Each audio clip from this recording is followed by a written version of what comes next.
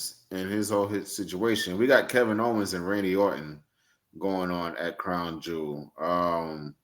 That just seems really random to me, and I don't know why. I don't see how they're trying to build the story. I don't know. It just don't make sense to me why Randy is so angry and he wants to fight KO to the point where he even called out Triple H to the ring to get him to come out and say, "Why are you protecting Kevin Owens from me?" And Triple H was like, "No, I'm really protecting you. You're getting old. You just came back from back surgery. I know you banged up and beat up, and Kevin Owens is gonna whoop your ass. So I'm trying to protect you, Randy." So they're doing some type of storyline between Kevin Owens and Randy Orton, but it just seemed like it kind of came out of nowhere, and it came out of KO attacking Cody Rhodes, and I knew that was going to break down. I knew that was going to happen like that. When was the last time we actually seen someone call out Triple H? I got a feeling this is like a Triple H Randy Orton prelude. Because you think about it, Randy Orton is on his way out. Who would be the one to really bring him to a retirement situation? And I think the best one would be Triple H at this moment. Triple H ain't getting back in the ring, man. Triple H love his life too much to get back in that ring.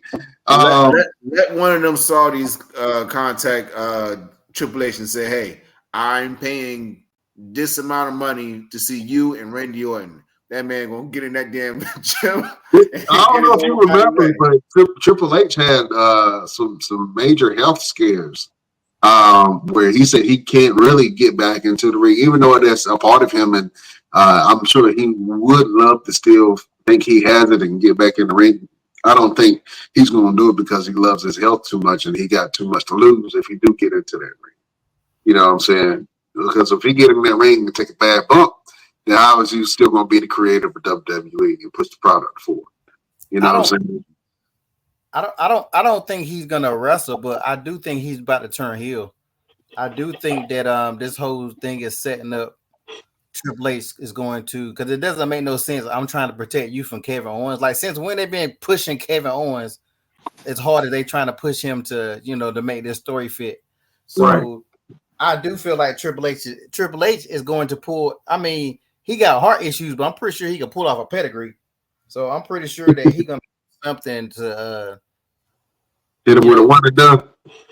Yeah, I don't know. I definitely don't see him getting back in the ring. Now, I don't even want to see that. Like, I don't even want to. I'd be too scared to watch that match. I wouldn't want him to come close to getting in the ring, but I think he can set Randy up because this beef don't make no sense. Like, it truly don't make no. They literally just threw this together.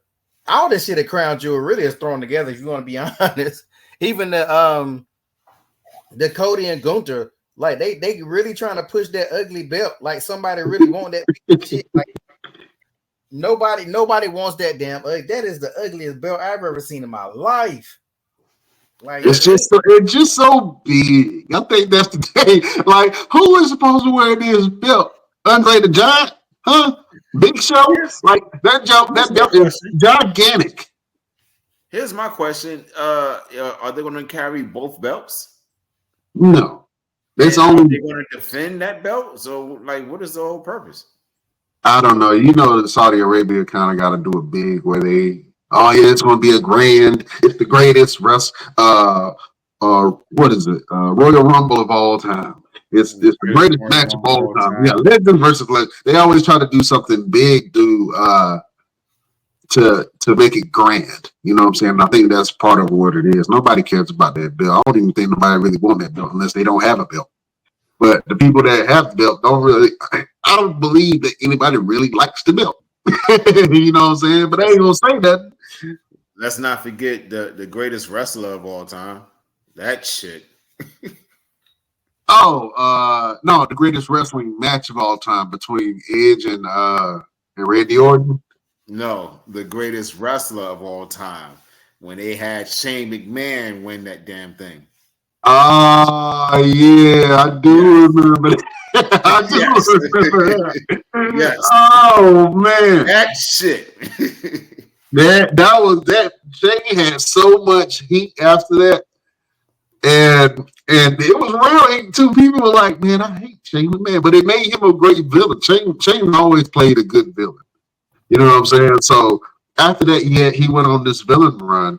But yeah, I do remember Shane won the greatest wrestler of all time match, and that was crazy, bro. That was crazy. Yeah, What other matches we got from Crown Jewel?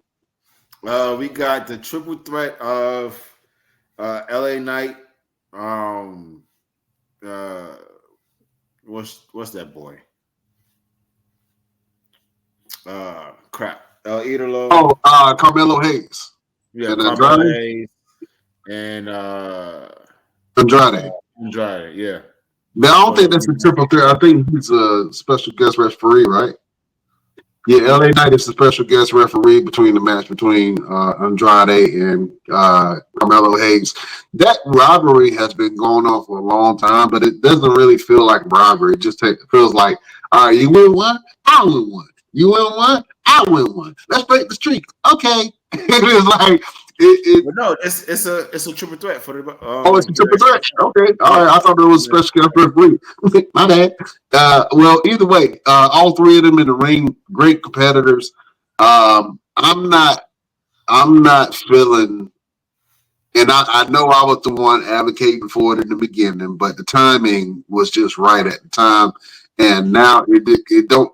When LA Knight won the belt, it was timing for him to win the belt, but the timing wasn't right when the fans were really behind him and really pushing for LA Knight. It felt like they kind of gave him the belt at the end of like when the fans was like, all right, I guess. You know what I mean? I had fell in love with being a LA Knight fan, and I like LA Knight, but I can't watch his matches. I don't know.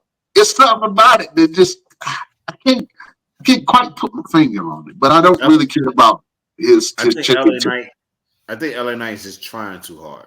I think he's trying to do more than what he needs to do. Like he has really great mic work, and I think he got compared to Stone Cold and The Rock so much that he's trying his hardest to stay away from that stigma of you got the character, you got the talk. And so people are automatically thinking, well, you don't got to wrestle too much because you can just be the character. And I think he's trying to show that, I can really get busy in the ring, but you don't have to, bro. Just take what you get. Get your check and keep it pushing. Yeah. LP, man, how you feel about LA Knight as United States champion? I mean, I think he's just a typical champion. I don't really they haven't really elevated that belt in a while. It's not his fault. It's just the material stuff that they give them. They not really they push him and AJ Styles real hard, but they haven't. This other stuff to me is just not. It's just not grabbing enough to build that title up or make me care about what's going on with it. But yeah, I don't really think it's LA Knight's fault. I just think I don't know. I just think WWE needs some more writers. I really think that's what the bigger problem with all this stuff is. They just not writing good stuff right now. Whether it's Triple H or whoever it is, they just outside. And even it used to be we could say other than the bloodline, everything else stinks. But now even the bloodline stuff ain't really that great because we all know where it's going. We all know where it's headed when it comes to. We knew Jay was gonna come back. Sammy. They already had Jimmy and Jay looking at Sammy. I think like last night. They're gonna add Sammy to the team. The OG is gonna go against the new guys or whatever. But really, what's going to happen after that? Like that's what it really boils down to. Is I think the bloodline is better as a heel group. I don't want to see a face bloodline. And then if they do, after they had this match, what y'all gonna do with all these Samoans? You know what I'm saying? They keep on adding all these damn Samoans. What the hell y'all gonna do when if Roman back ahead of the bloodline, they gonna keep on having a rogue version of the bloodline? Like that ain't gonna make no sense. We running into NWO stuff. When we start doing that. So what is really? That's why I said y'all talking about bringing in these other Samoans, the other kids. Like, no, we ain't got no more room. We full of Samoans. We don't need no more. Like North Carolina, we full. Don't bring no more. Well, let's go ahead and switch over there. I know they got some other matches for Crown Jewel, like Liv Morgan versus Nia Jax, which nobody really cares about. Nobody. I don't Seth Rollins versus Bronson Reed. Bronson Reed. I kind of care. And then you got the Bloodline, I guess, face off, which that's going to be interesting. But we all know the pace of that match is going to be dreadfully slow. And this is going to be, it's not going to be a lot of wrestling. It's going to be a lot of headbutts, a lot of pushes, a lot of hip drops. Very slow storytelling. It's going to pick up at the end. I hope that Sammy comes in, but when would they bring Sammy into the fold? They would have to bring Sammy into the fold either on Friday or Sammy's going to have to make a surprise appearance and join the OG bloodline just in case the new bloodline kind of starts to dominate. But you're right. Where did you go after that? And I think that they're going to try to push the babyface Roman thing to WrestleMania. But even with Cody, like where does Cody go after that? He fights KO. Maybe he fights Randy. And I told you the ultimate fight for Cody is if he fights Randy Orton. That should be the direction instead of him fighting KO. I love KO, but the real story there is Cody Rhodes and Randy Orton because of the history, and because Randy can absolutely push Cody Rhodes to the limit, and then bring something out of him, and then potentially just kind of pass the torch. And I think he's passed the torch in certain ways, but I don't know. Cody is. I keep saying it. Cody is a stale bologna sandwich with mayonnaise.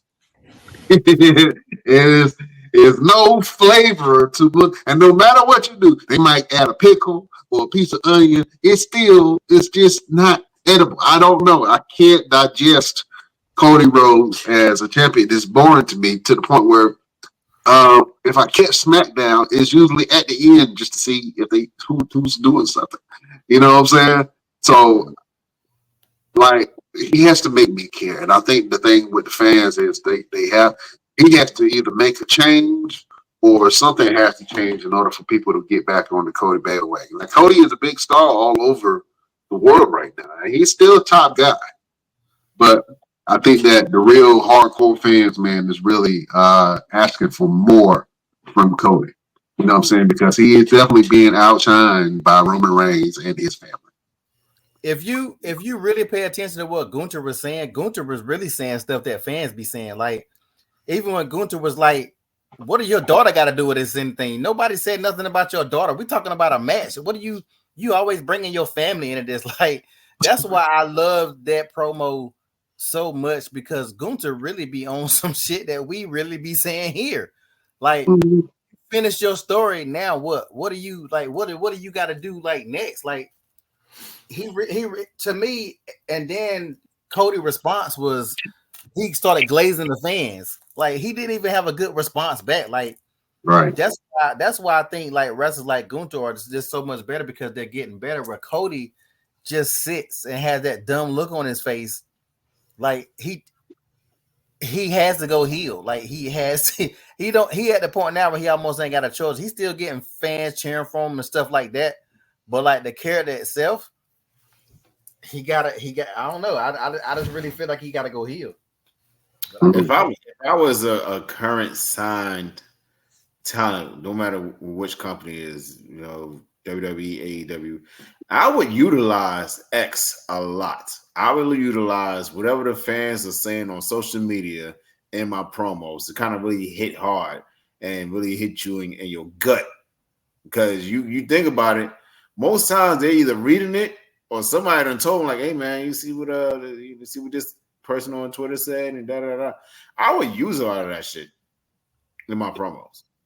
Yeah, man. I think that the smart wrestlers do, and the ones who can effectively add it into it. I think that is beneficial. But when you have writers writing from you, sometimes you just got to read the content that you got, and then hopefully you can, if you're good enough, and they'll let you go off script, then you can add certain personal things into it to make what you're saying potent.